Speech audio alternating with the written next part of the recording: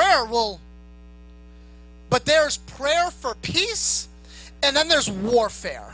There's prayer for just relaxing in the presence of God, and then there's prayer that you gotta fight through some things. And sometimes we don't understand the battle we're in or the season we're in, and we're trying to remain in a season of peace, but God needs us in a season of war. Understand where you're at. He envisions himself dying with Jesus, but he doesn't realize that he's unable to withstand this test because he hasn't considered how weak he actually is. And so he falls and he fails. What Peter is forced to come to terms with is that willingness alone cannot carry the day. While James and John surely needed it as well, Jesus' message to Peter, and precisely to Peter, is because it's Peter who banks on his willingness without consideration for his weakness. Peter, I love Peter. He was Jesus' greatest supporter and his biggest headache. He absolutely was. When Jesus said, hey, who do they say I am? Well, some say you're Elijah. Some say you're Moses. Some say you're this. Well, who do you say? And Peter was like, you're the Son of God. Ain't nobody could do the things you do unless you were the Son of God. That same Peter, we'd be like, Jesus, you ain't washing my feet. Who do you think? You can, no, I'll wash your feet. And what Jesus tell him? Get thee behind me. I love Peter because I understand that back and forth. I understand that your willingness to do and the zeal and the desire sometimes far exceeds your ability to do. But sometimes that chasm of willingness, how do we cross it? If willingness alone can't overcome the weakness of our flesh, what will? This is exactly what Jesus is trying to tell Peter and to some of us, finding him in our failure, finding us in our failure. Watch and pray that you may not enter temptation.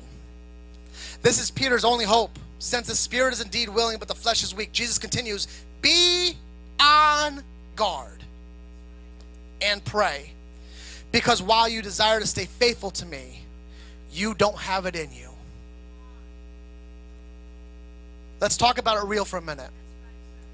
The spirit is willing, the flesh is weak. We understand that concept, but what that really means is that your mouth is writing a check your body can't cash.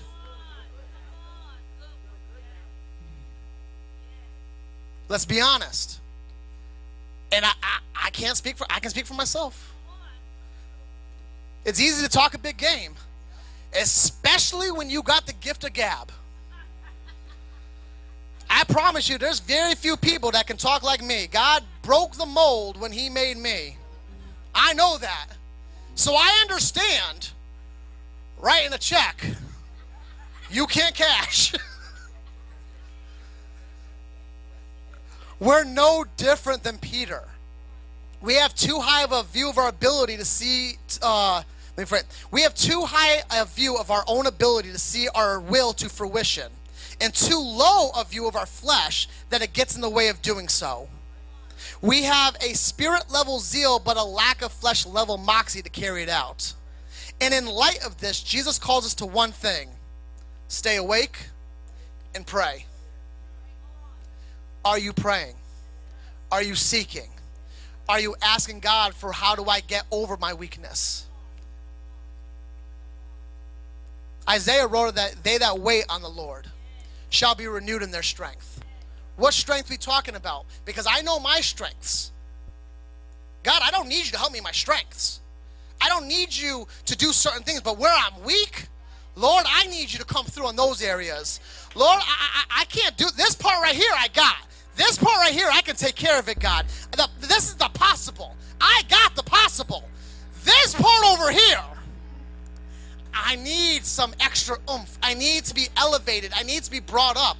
Paul writes that we need to press toward the high mark that is in Christ Jesus. The high mark, the difficult mark, the one that takes some climbing, the one that takes some altitude, the one that takes some gumption, the one that takes some ability you didn't think you had, the one that takes an internal drive that makes